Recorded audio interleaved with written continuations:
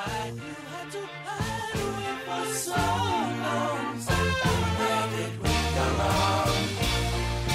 Hey there, Mr. Blue Sky, so pleased to be with you. It is a pretty blue sky out there today and a nice day out there because it's our weekend, LA style. Hope you're having a good one. This is Home Wizards. I'm Cindy Dole every Saturday to help you find ways to improve those spaces you call home, inside and outside. And even if you don't have an outside, we can still help you do that because you don't have to have a ton of space. You can do this.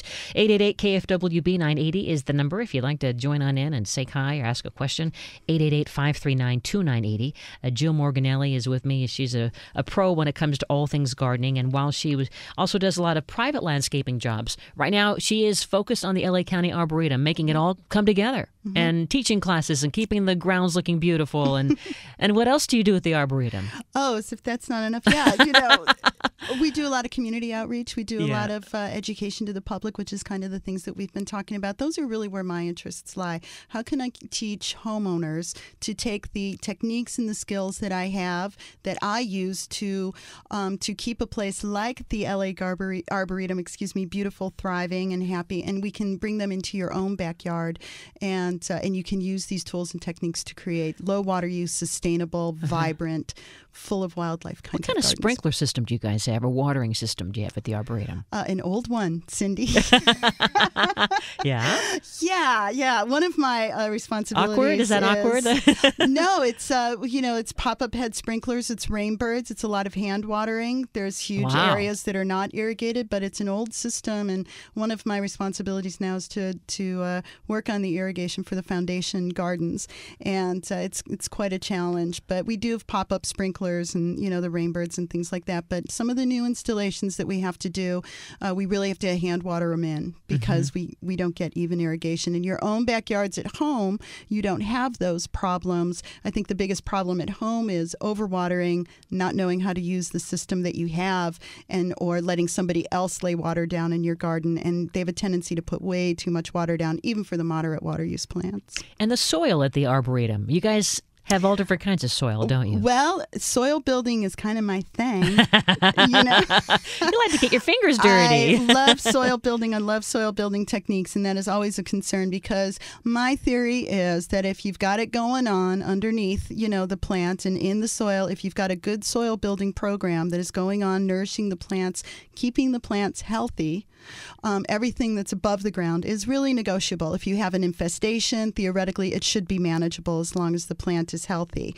Healthy plants keep a healthy garden. All of the foundation gardens, all of my gardens, which are the Calum Perennial Garden, the Victorian Rose Garden, the Permasphere, and now I've just taken over an organic fruit and vegetable garden, an edible garden. All of them are kept organic. So even in my organic fruit and vegetable gardening class, which we'll be teaching on Saturday the 18th, is the fall installation of that. It's specific if you want an edible fruit and vegetable garden in your backyard, but I can also take all of these techniques and I apply them to all of my gardens, whether it's landscaping or not. And that really has to do with soil building techniques, with watering properly, with not overdoing, the fertilizers, keeping everything really ecologically sound, and kind of letting the plants thrive in that kind of an environment. A lot of people who call in say, you know what, we have clay. Our soil is really heavy, and when you water it, it gets muddy and mushy, and oh my gosh, the plants are dying. They're suffocating. So what would you advise to people who have less than perfect soil to have more Arboretum-esque soil? I mean, what techniques are you applying? Okay, well, this is my technique on using this. I always have, there's the right way, the wrong way, and then the way that I do things, So I like to say that, versus what we've been told, that we have to take this patch of soil, whether it's the decomposed granite a lot of people have, or clay, are the two big soil types that I hear in Southern California.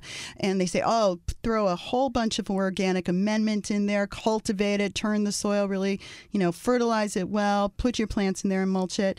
I say don't do that because you're trying to create an ecosystem, especially if you want low water use, drought tolerant, Australian native, kinds of plants. Nobody's throwing triple 15 cultivating out in the chaparral.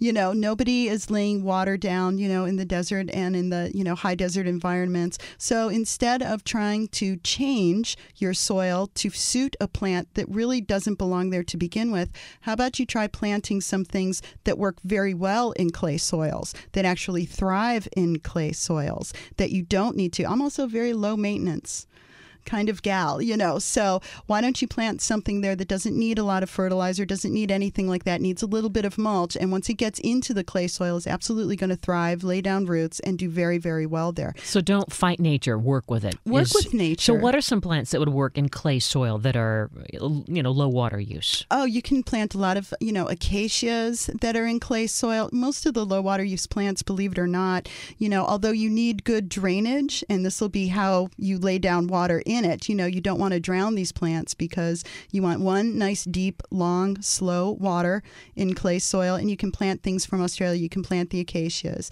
You can plant the westringias. You can plant, some of the trees that are, the brachychitons, and things like that, which I hope I'm doing okay for your listeners, not just throwing all of these names out. Can you spell it, though? Many of these. Sure. You must be fun at cocktail parties. Hey, here's a botanical name. Yeah, Go. Right. Westringia, Westringia. I'm spelling now, folks. Make great hedges, by the way, and you can put them in your clay soil. And some of the areas, if you've got a real hard packed clay, you're going to want to kind of jackhammer it out, try to get it out, and think of it as growing in clay pots is another way that you can kind of look at this, where the soil that is maybe 10 feet away from where the plant is towards where the, trunk of the plant is going to be slightly different. So think of growing in a clay pot and watering and adjusting, in that way. So those are some plants. Boy, there's so many of them. I know. But that's a great thing is, why go through all this process of changing your soil completely? Try to find a plant or two that'll work with your soil. But then to improve it even more, you want us to have some organic materials that we like. You can go ahead and you can incorporate some, compost that you make at home. Eggshells. Eggshells are great because snails don't go over them. So I tend to incorporate that in the topsoil, in the top layers of soil. They don't like eggshells. They don't like coffee grounds. And so those Sunday morning, you have your omelet and coffee, and it goes right out there. That's it. In the garden. And you can put it right out there. It's sustainable. Your carbon footprint is zero because you walk barefoot out to the garden, And you're walking on the eggshells, literally. Now keep them off the pathways. Okay. Then you won't have any kinds of snail problems. But yeah, you can. And you know what? I would also recommend, again, going to some of these websites, Las Politas, Tree of Life Nursery. Theodore Payne Foundation. Theodore Payne. You took the words right out of my mouth. That's fantastic. Australian Native Plant Nursery, Joe O'Connell up in Ventura. Fantastic place to go. Go to some of these websites or call some of these nurseries and ask them, what plants do you have in stock that thrive in clay soil, that thrive in a decomposed granite kind of soil, and they're going to be able to just, even the plants that you don't know about readily, they're going to be able to recommend. So are nurseries that are, I guess, more common to those of us we see on TV or we hear about it, whatever, we've grown up with them, are they less prone to have the native plants that are truly low water use? Is there some kind of political correctness that's going on? Or there is. Shed some light on that. Because I'm happy to. Yeah. The old saying with nurseries used to be no bloom, no room. So, they pack them full of, fertilizers. They pack them full of super bloom before they go out to the public.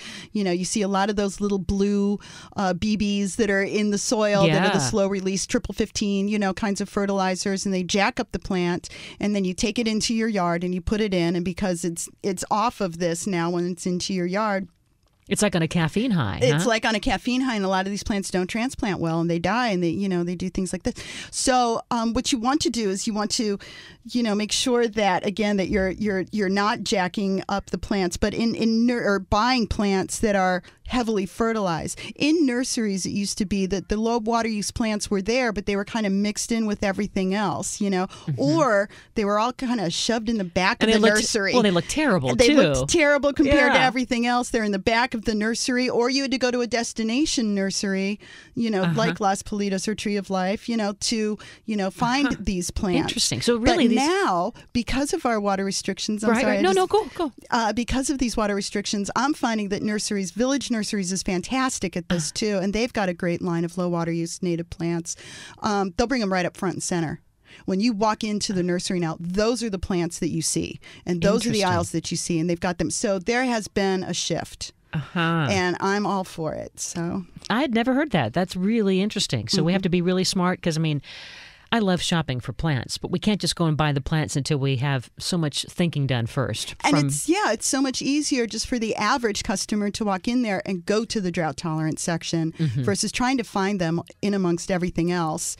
And I think that's another reason why drought tolerant California natives or, gardens like that kind of got a bum rap, because people will just buy them with regular water use garden. Well, the difference between these plants and other plants is that when you turn the water off, these plants thrive. But when you keep water, but when you keep the water going to get all those medium plants and you plant them in there, they all die. Yeah. And it was like, well, hey, I tried that drought tolerant garden. Didn't work for me. I put it in, looked great for about 3 months, and then everything died. And they give up. My first question is, well, did you start cutting back the water? And the answer is usually no. So, well, that was the first mistake. Yeah. Well, I mean, this is encouraging news because, I mean, I think a lot of us can feel that. And we all can relate to that because we do try to save water and then we get frustrated. The public is so open to sustainable techniques now. I got an email from someone who said, I finally got rid of my grass. Yay. And the Arboretum is going to address that very specifically over the next year. Our big new installation that we're doing, if you want your lawn to be gone, but you don't really know, I still want some grass, or I would like some alternatives into what can I put there instead. One of the new installations, and this is just groundbreaking, we're still formulating the ideas and the design and how we're going to do it, but it's to try to recreate a meadow-like garden, a California meadow, where we're using the Carex pansias, where we're using different kinds of, maybe even buffalo grasses.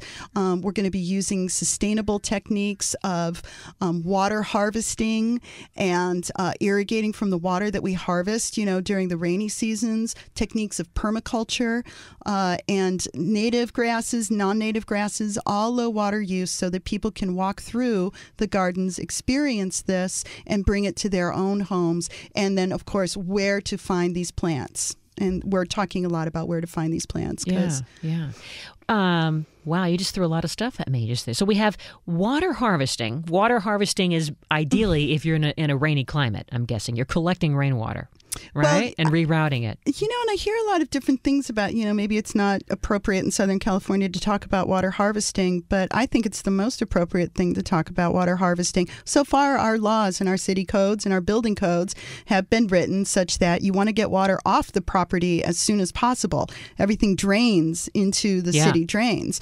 You go to other places in the world, Spain, Australia, South Africa, the law is to keep the water harvested. You get fined for not harvesting water. The problem is in Southern California, gray water techniques, water harvesting techniques, sustainable techniques, things like this have not been brought to the public because it kind of doesn't jibe a lot with city codes. That doesn't mean that you cannot legally and in code do these kinds of things in your own home garden, under the auspice of everything okay and not going, not drawing outside of the lines. And you can use some of these techniques in your own garden, and it really makes a huge difference. How you set up your garden, creating berms and furrows for water, bringing water table up, in the landscape by using permeable materials, by creating shade. We saw that at the LA Garden Show at the Arboretum, and that was really fascinating. These little demo gardens, and we learned about how by using certain materials, it was like a sponge. It really kind of brought the water from the water table up to where you needed it to be. Yes, absolutely. So that's... It happens, yes, and there are ways that we can do this. And you can even put underwater catchment systems, under the ground and, use permeable materials above them so that you're not only filtering the water as it goes down into the catchment system, but you're filtering the water as it comes out, irrigated onto the plants. So the water becomes very pure. And, you lose a lot less, salts and, sometimes the nasty buildups and things like that, kind of get filtered out. Okay. When we come back, we're going to talk a little bit more about that. And I've got to find out about the orchids. That's one of my favorite things at the Arboretum. I love your little orchid area. It's not little, it's big. It's big. It's beautiful. This is Home Wizard Cindy Dole. The number is 888 KFWB 980. The fun continues right after this. A big and wild flower.